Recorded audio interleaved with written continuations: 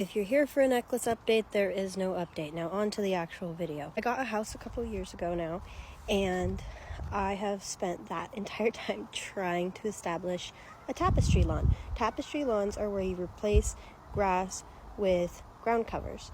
I've chosen a few natives and non-natives, but specifically nothing that is invasive in my state, and things that are like good for pollinators, walkable, nothing that grows over 6 inches tall. And the benefits of a tapestry lawn are multiple. One, they're more drought resistant than grass.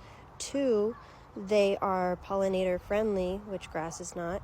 And three, the way I've planted mine, it will not need to be mowed. It will stay below mowing height and should stay fairly uniform, but uniformity is not exactly the point of a tapestry lawn. So anyway, it's been a long, hard trek, but we're finally making some progress. It's still very sparse, no high expectations, but I want to show you guys some of the plants I have. So right here we have blue star creeper. Right here we have Corsican mint. This stuff smells incredible. We have some native strawberries. These were actually growing wild around my property, and I transplanted them over here. The slugs have been decimating the little bit of clover I planted, so I don't know that's going to make it. Another pretty blue star creeper. I have a ton of different kinds of thyme, which also just smells incredible. I have forgotten what this is called, but it spreads really nicely. If I remember correctly, this is creeping Veronica. Very happy. I think this also might be a variety of creeping Veronica. I grew this one from a seed. This one I bought at the store. This is a pansy. It's just because it makes me happy. Some more thyme, some more blue star creeper. Then we have this. I think this is saxifraga, if I remember correctly. I'm probably not pronouncing that right. This one's another, I think it's native. I do not remember what it is called, but it has like little orange raspberry looking things that grow on it, and it spreads into a bit of a mat. And here's a couple more things I'm going to be planting. This is Scotch moss, this is Irish moss, and these are the same kind of plant. What is it called? Armeria. One of my neighbors has it, and it just spreads into this adorable little, it reminds me of Dr. Seuss, the little cute puff balls, and then it's seeds. And let's see, is this saxifraga? I got it right, saxifraga. Again, I'm probably saying that wrong.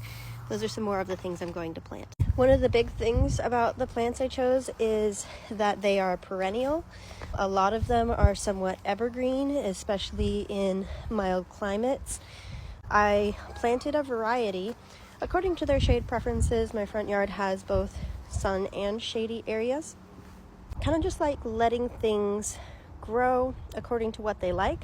Some of these things, some of you may die, but that's a risk I'm willing to take. Points if you know where that's from.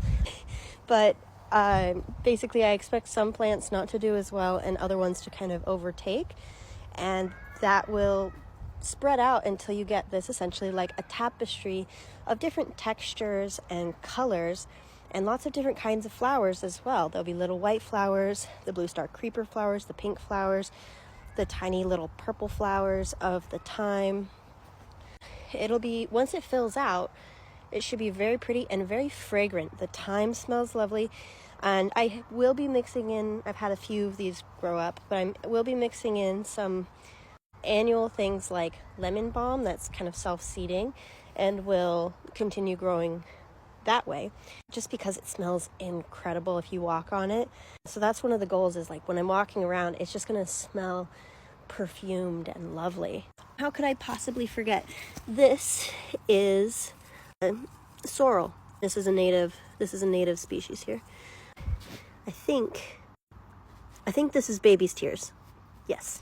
I think that's all the little plants I have picked up for now. If you want to start your own tapestry lawn, go ahead and look up what ground covers are native or do well in your area. Try to avoid, actually don't just try, avoid ones that are invasive, because that can make a big difference if they spread to neighbors' yards or something like that. But I'm really looking forward to having this all fill in, and it'll be very, very beautiful once it does. It's going to take some time, and I've been combating the grass because it wants to keep growing back.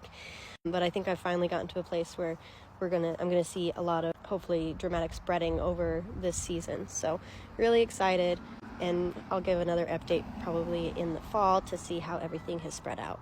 One last little look at where we're at with this.